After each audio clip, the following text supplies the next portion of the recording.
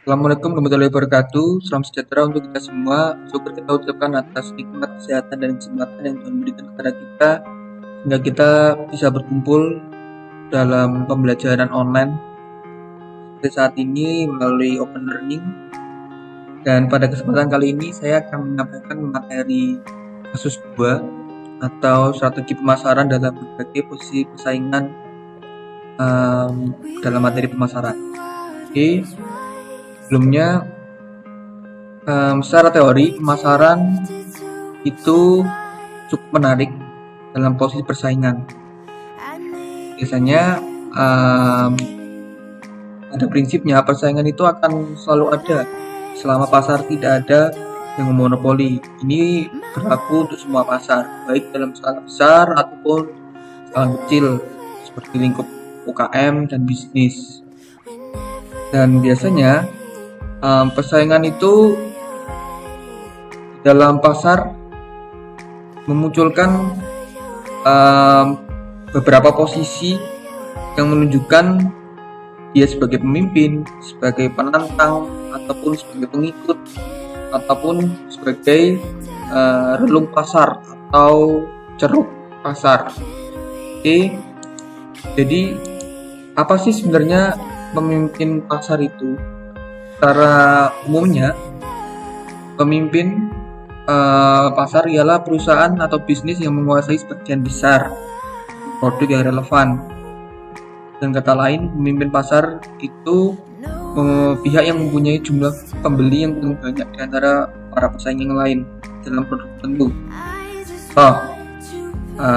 Unilever mempunyai produk beraneka ragam produk yang tersebar semua segmen pasarnya, yang membuat dia mempunyai karakteristik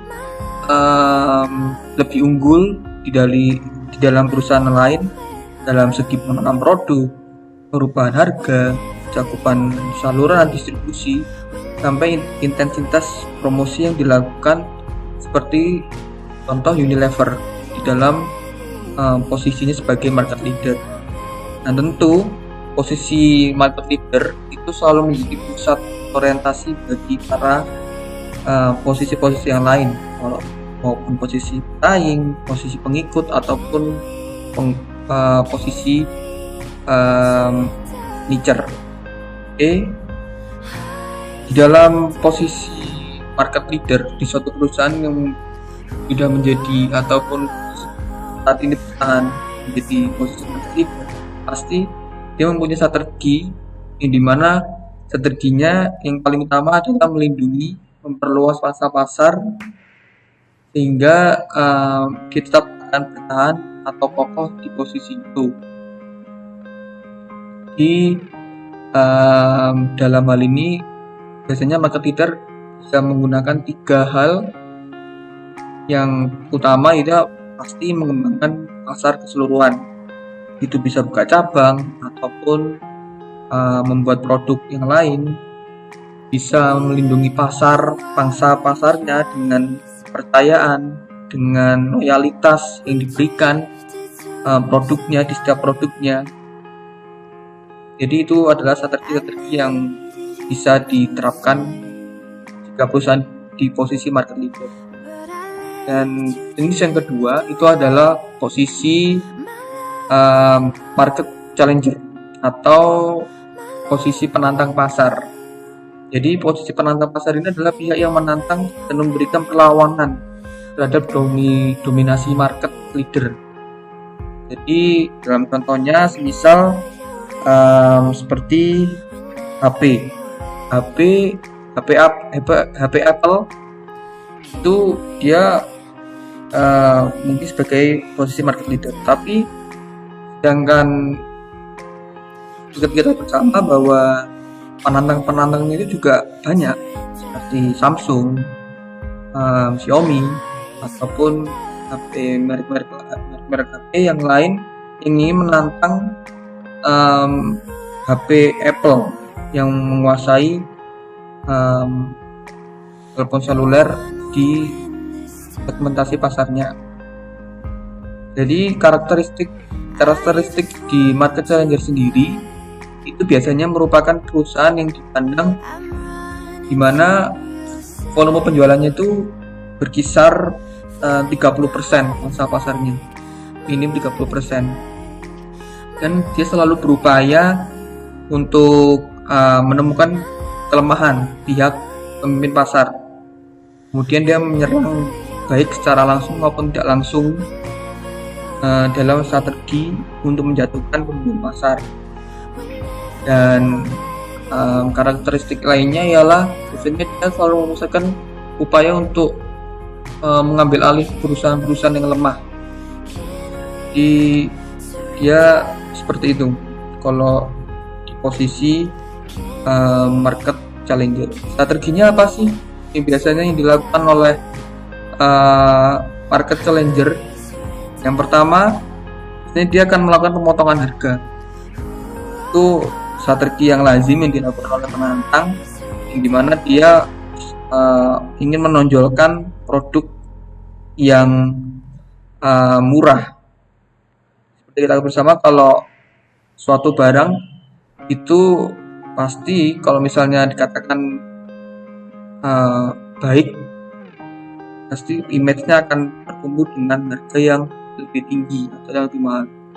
Nah, market challenger itu selalu mempunyai karakteristik atau strategi yang bisa dilakukan untuk menjegal pemimpin pasar dengan strategi pemotongan harga, strategi produk murah, promosi, strategi produk prestis. Itu biasanya sering yang dilakukan oleh market leader. Biasanya yang perlu dilakukan saat berada di posisi seperti ini, posisi market challenger akan menyerang market leader secara langsung, mengakuisisi, merger bisnis UKM, meniru strategi promosi, melakukan penghematan supaya marginnya terjaga, dan memberikan harga yang paling murah. Biasanya strategi yang paling diterapkan di posisi market challenger. Oke, di posisi selanjutnya adalah posisi pengikut pasar atau market follower. Biasanya posisi yang ketiga ini mempunyai karakteristik di mana bisnis atau penjualannya mempunyai fondasi bisnis yang atau model yang cukup kuat, tapi mereka tidak mau mendominasi pasar dan tidak mengusik keberadaan market leader ataupun market challenger. Jadi istilahnya market follower itu sebagai pihak ketiga lah dalam suatu hubungan. Dia tidak mau mendominasi di hubungan, misalnya seperti hubungan pro dan kontra, dia sebagai mediasi atau sebagai moderator saja. Dan biasanya karakteristiknya dia akan selalu mencoba menonjolkan ciri khasnya yang membedakan dia dengan posisi market follower ataupun market challenger ataupun market leader, seperti lokasi, pelayanan, keunggulan produk. Itu biasanya yang diterapkan. Dan karakteristik yang kedua adalah meniru produk seperti penantang pasar.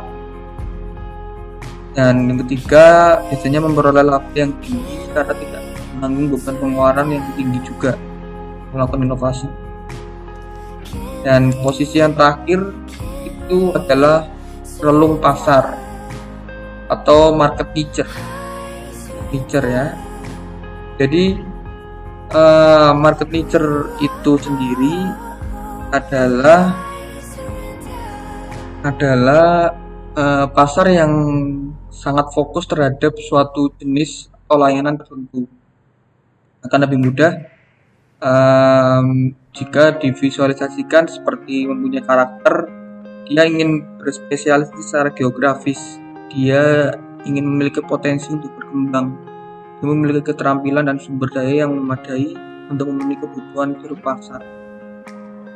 Strateginya yang sering dilakukan oleh market niche adalah spesialis geografis, spesialis pesanan, dan spesialis jasa.